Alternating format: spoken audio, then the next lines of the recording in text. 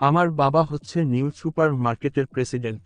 ওইখানে কি হয়, ৩-৪ বছর পর যখন নির্বাচন হয় তখন ৩ মাস তত্ত্বাবধায়ক সরকারের আন্ডারে ক্ষমতা ছেড়ে দেয়। তবে ওই তত্ত্বাবধায়ক সরকারের আন্ডারে নির্বাচনটা হয়। তবে সেখানে আমার দেশের এত কোটি মানুষের, তবে সেখানে রাজনৈতিক দলের আদানে নির্বাচন হচ্ছে। তবে এটা যাতে না হয়, ৩ মাস তত্ত্বাবধায়ক সরকারের আন্ডারে থেকে যাতে নির্বাচনটা হয়। বর্তমানে আমাদের দেশের দুইটা দলই হচ্ছে বড়, প্রথম হচ্ছে বিএনপি এবং দ্বিতীয়টা হচ্ছে জামায়াত। তবে দুইটা দলই এখন একটু বিতর্কিত কথা বলতেছে। তারা বলছে আওয়ামী লীগ চাইলে নির্বাচন করতে পারবে। আল্লাহ মাফ করুক যদি এমনটা হয়। কোনোভাবে আওয়ামী লীগ দল ক্ষমতা আসলে আমাদের কি হবে? দিন শেষে আওয়ামী লীগ দল যদি ক্ষমতা আসে তাহলে আমরা সবাই শেষ। বিস্তারিত দেখুন ভিডিওতে।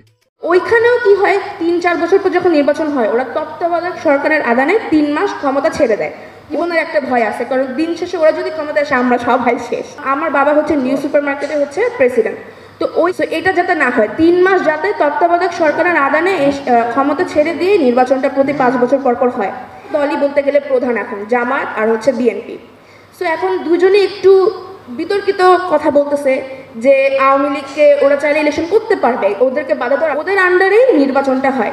কিন্তু সেখানে আমার দেশের এতগুলো কোটি মানুষের একটা পাওয়ারে সেখানে রাজনৈতিক দলের আদানে হচ্ছে নির্বাচন হচ্ছে। এবং থার্ড হচ্ছে যেটা, এটা আমি রাজনৈতিক দল নিয়ে অনেকে কেউ কথা বলছে না, এটা নিয়ে আমি মেনশন করবো। আমি খুব ডিপ্লোম্যাটিক না, আমি স্ট্রেট ফরওয়ার্ডলি উত্তর দিব। এখন এই জিনিসগুলা বিচারের পরে আলোচনা করা হবে। কে নির্বাচনে আসতে পারবে না পারবে ওইটা বিচার সম্পূর্ণ হওয়ার পরে আলোচনা হবে। বিচারের আগে আমরা কোনোভাবেই আওয়ামী লীগকে নির্বাচনে আসতে দেওয়ার প্রশ্নে যাইতেই পারি না, আমাদের কোনো রাইট নেই। সো এখন এটার পক্ষে আমি পজিটিভ সাইড আছে, নেগেটিভ সাইড আছে। পজিটিভ সাইডটা হচ্ছে, যদি আওয়ামী লীগকে এখন আমরা ইলেকশন করতে দেই তাইলে কি হবে, সদস্যরা এই যে তিন নির্বাচন হয়েছে, এই নির্বাচন অংশগ্রহণ করছিল এবং পুনর্বাসন বা সবার একটা দলকে কেন্দ্র করেই তখন আমাদের ভোট দেওয়া লাগবে যাতে আওয়ামী লীগ কোনোভাবেই ক্ষমতায় আসতে না পারে।